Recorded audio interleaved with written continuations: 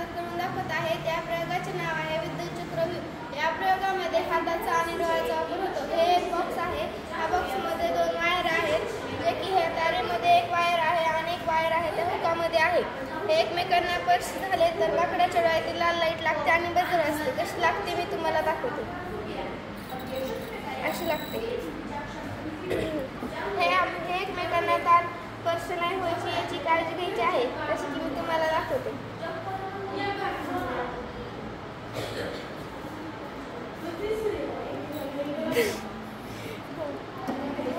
एकमेकांना चिटकलं तर लाकडाच्या डोळ्यातील लाल लाईट लागते आणि बजर वाजते.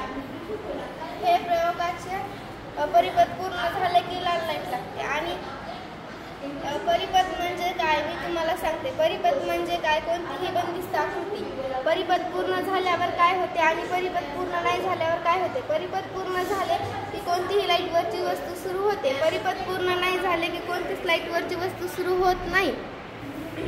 पुन्हा मग